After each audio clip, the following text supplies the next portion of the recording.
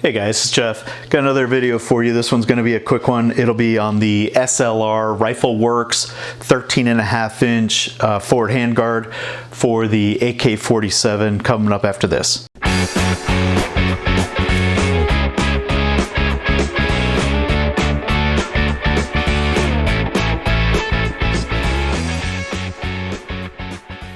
So if you've been following me on my Instagram, you know that earlier this year I went to Kalash Bash 2019 in Navasota, Texas, and it was hosted by Kyber Customs out of Houston, Texas. They're an AK manufacturer, I guess would be the right way to say it. But they hosted this event, and they brought a lot of the AK folks in the industry to this event.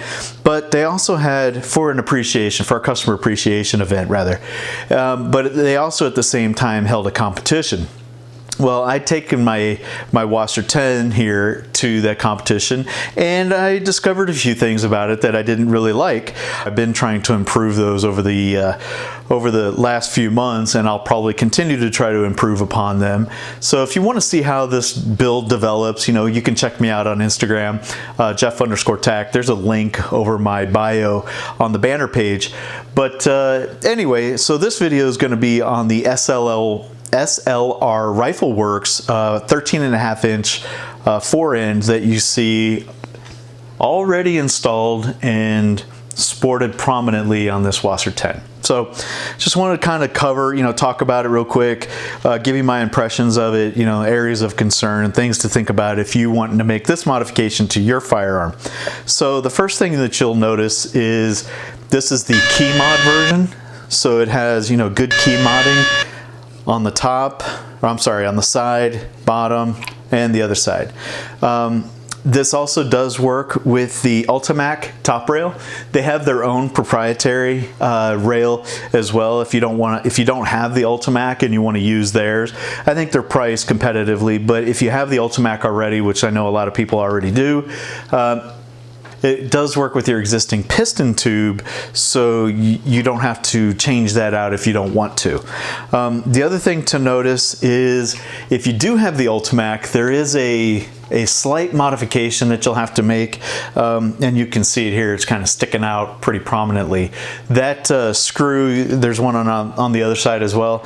It is a little bit longer than the supplied screws from Ultimac, so if you tell them when you're ordering it, they will send you a screw. However, I forgot to tell them, and so I had to go down to Home Depot and pick up a couple of screws. So that's why it's a little oddball looking there. But back to the handguard. The handguard is made with an aluminum. I don't know if it's T6 or what, but it's a well-built, well-constructed aluminum.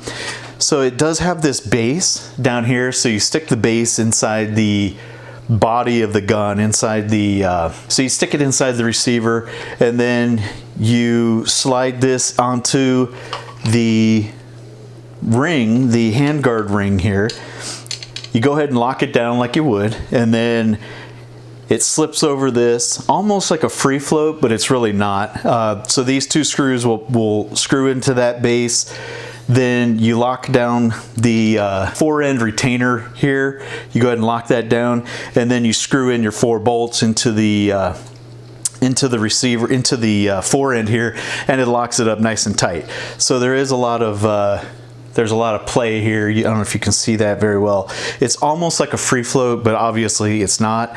Let's see, what else? Oh, the thing to consider is if you're getting this, is if you're going with the version that retains the sling loop on your fore-end here, just be aware that if you're doing a thumbs, kind of a clamshell grip on this guy, and you've got it pushed out, this thing is going to get hot, this is going to get hot, this is going to get hot. So those are 3 areas of concern whenever you're trying to get a good grip, a good forward, forward grip on this guy, that you're going to have to be concerned about. This isn't an AR-15, so with that in mind, you're either going to need a glove or I'm looking for ways to at least put some kind of rail cover here to cover this ring. Alternatively, you can cut this guy off, but that permanently modifies your firearm. So that wasn't something that I wanted to do. Another concern was the weight on this guy. There is, I believe, this weighs 10.3 ounces with the mount.